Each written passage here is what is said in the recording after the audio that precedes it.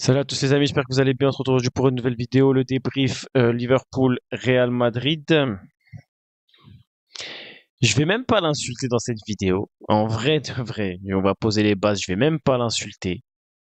Je vais même pas le traiter, je vais même pas... ça, en fait, ça devient tellement ridicule. Il est tellement plus que l'ombre de lui-même que je vais même pas l'insulter. Et je parle même pas de son penalty manqué. C'est son match dans sa globalité. Il part pas en profondeur, il réclame toujours le ballon dans les pieds. Je crois que les deux buts, c'est sur... Non, c'est pas sur une paire de balles. Le deuxième, je sais pas si c'est une de ces paires de balles, mais je sais qu'il y a une action dangereuse où il veut à tout prix jouer le corner à deux avec Modric. Il tente un centre qui est contré par Liverpool et ils partent en contre-attaque. Je sais pas si c'est ça qui a amené au deuxième but, mais bref. Deux pertes de balles. Enfin, deux, si c'était seulement que deux, ça aurait été très bien, mais voilà, des paires de balles, des dribbles, il réclame toujours le ballon dans les pieds, il réclame toujours, il part même plus dans la profondeur. En fait, il ne sert à rien. Voilà. Il ne sert à rien. J'essaye de lui trouver un rôle sur le terrain, mais il ne sert absolument à rien. Donc là, ça va être perpétuité. Voilà, perpétuité pour Mbappé. Perpétuité. Sans possibilité de remise de peine, vous me l'enfermez, vous me le mettez au mitard. C'est bon. Je vais pas dire que je descends du train parce que je sais pas comment dire, mais moi je suis quelqu'un qui soutient toujours les joueurs quoi qu'il arrive, tant qu'ils font pas de grosses dingueries envers le club ou quoi, mais je soutiens toujours les joueurs quoi qu'il arrive, donc je vais pas dire que je descends du train, mais je n'attends pour l'instant plus rien de lui en fait. Je n'attends plus rien de lui. En fait, il nous sert absolument à rien. Je crois que c'est vraiment ça, c'est réellement ça. Là, le mot en fait, il ne sert à rien. J'ai une stat sous les yeux que je vais vous donner dans quelques instants. Elle est effrayante. Elle est très effrayante. Il a marqué 9 buts avec le Real. Parmi ces 9 buts, on a un but contre l'Atalanta en Super Coupe d'Europe. Ok, il était bien, il était en jambes, il était chaud, il n'y a pas de souci. Un doublé contre le Betis, dont un penalty. Un but contre la Real Sociedad, un penalty. Un but contre Stuttgart en Ligue des Champions. Un but contre l'Espagnol Barcelone, un penalty. Et 3 buts contre Alaves, Celta Vigo et Leganés. Voilà les matchs dans lesquels Mbappé a marqué cette saison. Contre les gros, il n'y a aucun gros. Hein. Alors certains vont me dire, il y a l'Atalanta, Super Coupe d'Europe, blablabla. Le Betis, c'est quand même assez dur de les jouer. Stuttgart, ça reste la Ligue des Champions. Non, non, non, je suis désolé, je suis désolé, je suis désolé. On l'attend pas contre Stuttgart, on l'attend pas contre le Betis, on l'attend pas contre... Non, non, à un moment donné, je suis désolé, mais non, non, en fait. Contre le Barça, c'est cataclysmique. Contre Liverpool, c'est cataclysmique. Et je vais même pas citer les autres matchs. Là, c'est juste les deux qui me viennent en tête. C'est cataclysmique et c'est dans ces matchs-là qu'on l'attend. C'est dans ces matchs-là. Je sais pas ce qui se passe avec Mbappé. Je sais pas c'est peut-être le marabout de Pogba encore. J'ai entendu là sur Twitter des gens ressortir le marabout de Pogba. Peut-être que c'est vraiment ça. On essaye de chercher toutes les excuses possibles et imaginables, mais à un moment donné, ça y est, c'est bon, c'est bon, c'est bon. Comme j'ai dit, je suis même pas énervé. En fait, c'est cataclysmique. C'est vraiment cataclysmique. Eh, je sais même pas quoi. J'ai même pas envie de l'insulter. J'ai même pas envie de m'énerver tellement que c'est ridicule en fait. C'est juste ridicule. C'est tout. C'est ridicule. Il n'y a pas d'autre mot que ridicule. Donc je sais vraiment pas ce qu'on va faire de lui, mais ça peut pas durer comme ça. Là, c'est pas possible. C'est pas possible, c'est pas possible. C'est pas possible. Il est nul. Eh, il est nul. Il n'y a pas d'autre mot. Je vais même pas aller chercher des mots compliqués, des mots techniques. Il est nul en fait. C'est tout. Il est tout pourri, c'est tout. C'est tout en fait. Il ne sert à rien. Il demande le ballon dans les pieds, mais t'es pas un joueur en fait. T'es pas un joueur de foot. T'es pas un joueur. T'es pas ce joueur. Balle au pied, tu vas faire quoi? En fait, tu peux simplement courir, mais toi, au lieu de ça, tu veux demander la balle dans les pieds pour courir, en fait. Mais pourquoi tu cours pas directement? Il a commencé à faire semblant de prendre la profondeur Au bout de la 75e minute. Mais à quoi ça sert, en fait? À quoi ça sert? Les corners, pareil. Tu viens, tu réclames le ballon dans les pieds pour faire quoi? Pour le centrer. Bah, fais-le directement dans ces cas-là. Va prendre la balle à Modric. Dis-lui, laisse-moi tirer le corner, et puis tu tires le corner.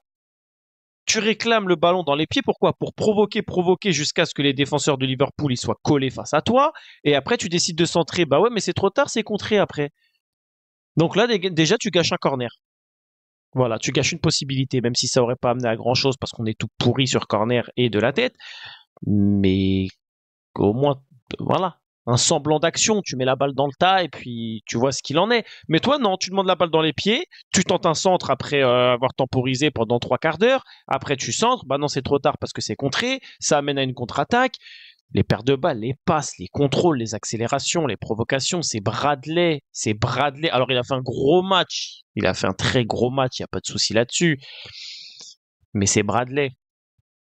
T'es censé être Kylian Mbappé. En fait, c'est, tu vois, c'est de ça dont je parle, en fait. Je vais pas dire que Bradley, il est tout pourri. Mais c'est quand tu vois sur la feuille de match Bradley contre Kylian Mbappé, normalement, je suis désolé. Mais il y a 2-3 ans, il l'aurait laissé pour mort, Bradley, en fait. Il y a 2-3 ans, il te l'aurait laissé pour mort à la fin du match. Et même un Bradley, un jeune, tout ça, dans un gros match comme ça, il arrive à t'éteindre. Mais il n'y a pas que lui, hein. Là, il y a beaucoup de joueurs, hein, notamment encore, ce que je dis à chaque vidéo, les offensifs. Mais en attaque, il n'y a aucune organisation, mais aucune organisation. Mais en tout cas, j'espère que maintenant, on est clair sur une chose, hein. Il n'y a pas de débat. Je ne veux pas entendre de débat. Mbappé ou Vini à gauche. Ancelotti, écoute-moi bien. Il n'y a plus de Vini ou Mbappé à gauche. C'est Vini, point. S'il n'est pas capable d'assumer son rôle en pointe, ce qu'on lui a demandé quand il est arrivé, eh ben c'est dehors. C'est dehors, c'est tout. C'est tout. Il n'y a pas de non, mais on va essayer de te mettre dans les bonnes conditions. Même dans les bonnes conditions, regarde ce qu'il fait. Il pond un match encore plus nul quand il est à gauche que quand il est dans l'axe. Comment c'est possible? C'est que c'est pas le poste le problème. Et puis encore une fois, je veux pas manquer de respect à Bradley, mais c'était Bradley sur son côté en fait.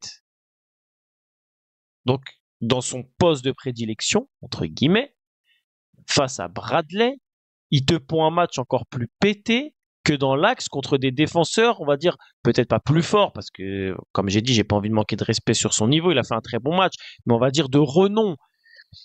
Il a fait un match encore plus pété que quand il est dans l'axe avec des joueurs de renom.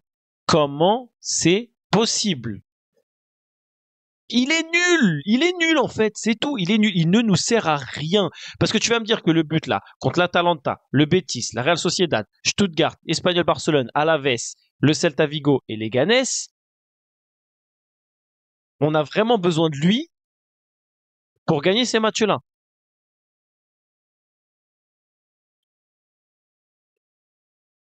En fait, comme j'ai dit, c'est même pas une insulte, c'est même pas un manque de respect ou quoi. En fait, c'est une réalité. Il nous sert à quoi, en fait? À quoi il nous sert? Il ralentit le groupe. C'est celui, quand tu marches avec pendant des kilomètres et des kilomètres, il va tout s'arrêter toutes les 5 minutes pour dire je prends une pause, je suis fatigué. Il ralentit le groupe. Maintenant, j'aimerais juste faire une petite parenthèse. Je vais pas détailler joueur par joueur parce que j'ai dit dans la globalité, à part aller, je vais te citer Asensio, je vais te citer peut-être Courtois, Modric, Camavinga, qui ont fait des matchs, entre autres, il y en a peut-être d'autres, mais voilà. Entre autres, voilà, ceux-là, je les compte pas dans le lot. Mais on va dire que dans la globalité, surtout l'aspect offensif, c'était mais cataclysmique qu'on a l'habitude de toute manière. Mais je veux revenir sur ce putain de pressing entre guillemets, hein. Ce putain de pressing là, c'est quoi ça? Je l'avais déjà dit dans d'autres vidéos, mais c'est quoi ce semblant de pressing vers l'adversaire, mais une fois que tu arrives à 2-3 mètres de lui, t'es statique, tu bouges plus. Tu bouges plus. Tu fais semblant de courir vers lui, mais tu t'arrêtes à 5 mètres de lui et t'arrêtes de bouger. Et pendant ce temps-là, bah, ça fait des 1-2, ça se déplace, tac, dans la surface, ça joue dans les petits espaces. Mais. Et encore une fois, le responsable pour moi, c'est en partie Ancelotti, parce qu'à un moment donné, je suis désolé. Si t'es pas foutu de faire dire à tes joueurs de presser une bonne fois pour toutes sans qu'il y ait, Conséquence, si c'est pas le cas, c'est ton problème. C'est ton problème. Ce que j'ai vu là de la part d'Mbappé, de Brahim, Brahim, on va dire de temps en temps, il a fait un semblant de pressing, mais Mbappé, quasiment aucun pressing. Les offensifs, quasiment aucun pressing. Quand c'était proche des 20-25 mètres ou sur le côté, un semblant de pressing, ça fait genre ça vient, et puis arriver à 2-3 mètres, 4 mètres, ça les regarde en train de, vas-y, fais tes 1-2, fais tes passes, et repars en arrière, et gratte des mètres, et vas-y, je t'en prie, et assis-toi, et allume une clope. Mais moi, je suis coach. Je rentre sur le terrain. Je rentre sur le terrain et je mets une claque à tous les joueurs. À partir de maintenant, vous allez me presser jusqu'à ce que vous tombiez par terre tellement que vous êtes fatigué.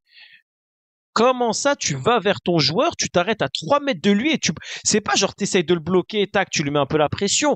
Non, il s'arrêtait comme ça, les jambes fléchies pour faire genre que on est sur les appuis, tu vois. Et puis ça attendait. Ça attendait, ça mettait pas le pied, ça allait pas au contact, ça. Mais t'as vu la différence entre les joueurs de Liverpool quand on avait le ballon et l'inverse? Quitte à arriver à mettre des tampons, même s'il y avait faute derrière, au moins tu mets la pression. Tu sais que aujourd'hui, tu vas pas garder la balle au milieu de terrain ou tu vas pas garder la balle aux 20-25 mètres et faire ce que tu veux avec. On est là, on va tamponner si jamais tu crois que tu vas jouer à la baballe. C'est cette mentalité qu'il faut avoir. Et c'est cette mentalité que le Real n'a pas cette saison. Ou du moins dans 95% des matchs, j'ai pas ressenti cet impact, ce pressing qui étouffe l'adversaire. Même si tu veux pas jouer en pressing, tu as le droit de pas jouer en pressing, tu as le droit d'attendre l'adversaire. Mais je suis désolé, quand il est aux 20 mètres, 25 mètres ou sur les côtés, tu restes pas statique en faisant semblant d'être sur tes appuis, alors qu'au final, tu bouges même pas. Tu bouges même pas. Il n'y a pas de pressing sur les défenseurs, il n'y a pas de pressing sur le gardien quand il a la balle. Personne, sur personne en fait. Je veux bien que tu attendes, mais à un moment, il y a un juste milieu. Au bout d'un moment, il y a un juste milieu en fait. Tu peux attendre, mais tu peux aussi presser un minimum. Là, il y avait rien de tout ça. Rien du tout. Mais c'est un match à haute intensité. Si tu joues les 20, je veux bien que vas-y, t'attendes, ok, d'accord. Et c'est dans ces matchs où on fait le plus les bandits. C'est dans ces matchs où on fait le plus les malins à presser, à venir tamponner, tout ça. Mais c'est dans ces matchs-là.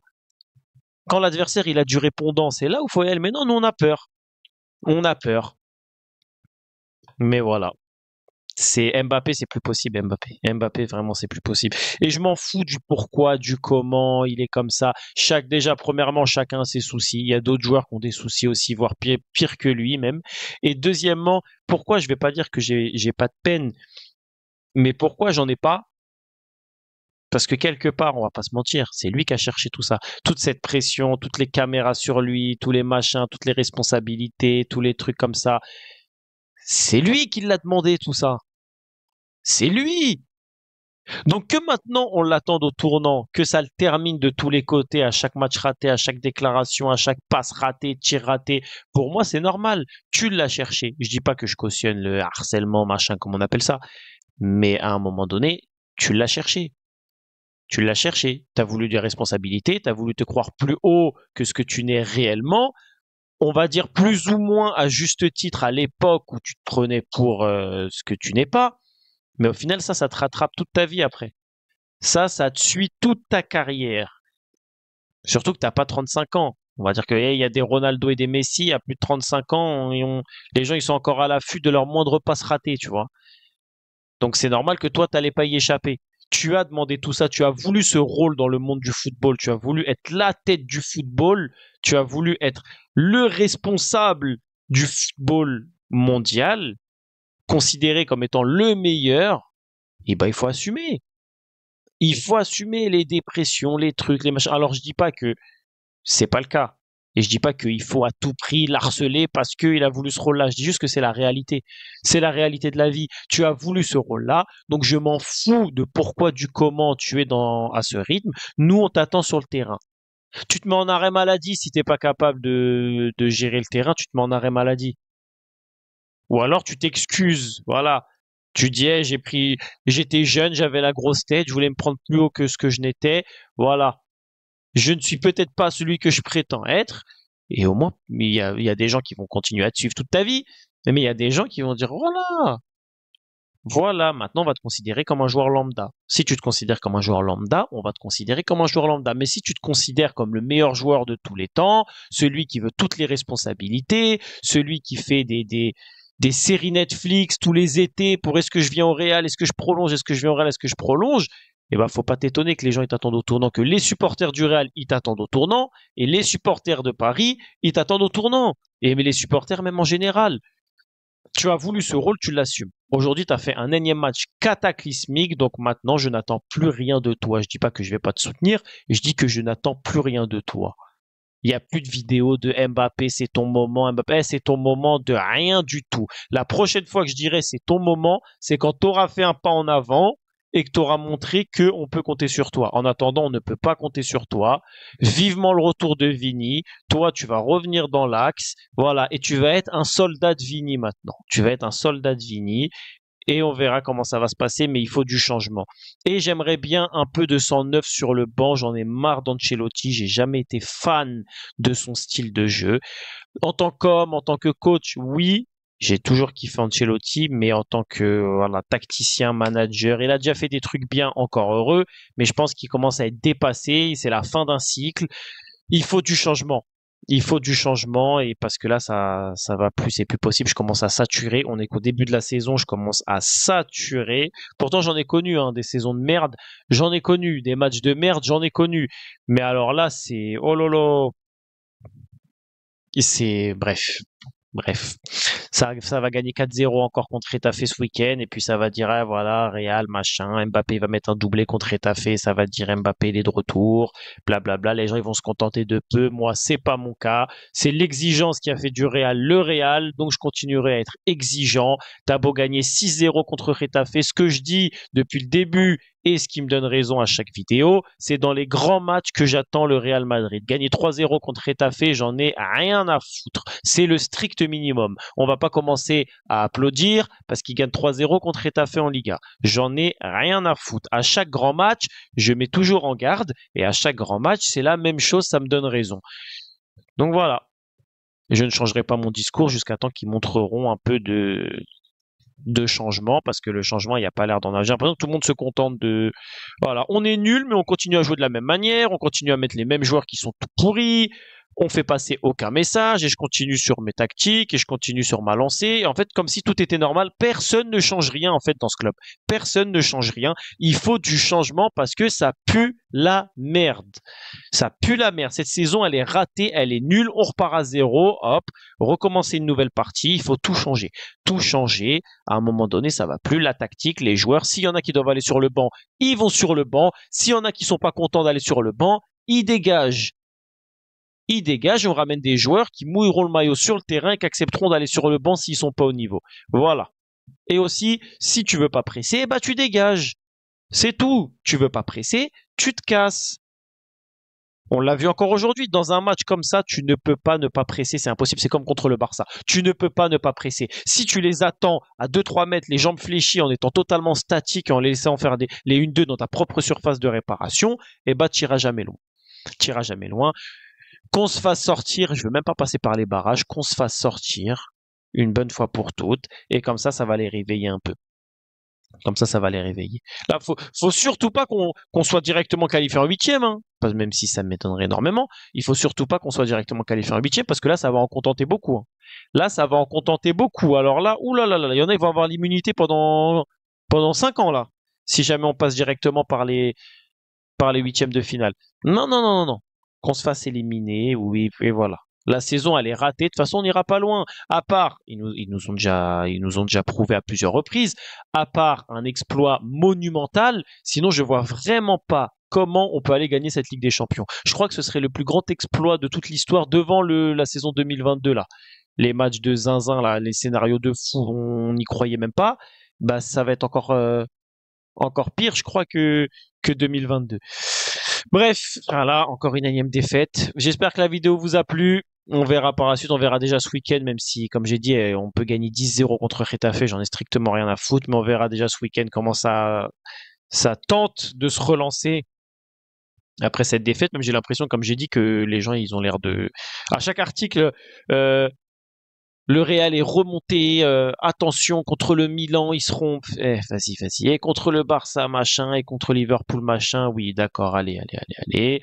Il n'y a aucun changement. Personne ne veut rien changer. Tout le monde trouve ça normal. Mais voilà. J'espère que la vidéo vous a plu. En tout cas, merci à vous. Likez, abonnez-vous, partagez si ce n'est pas déjà fait. On se retrouve pour une prochaine vidéo, j'espère. C'était Malka.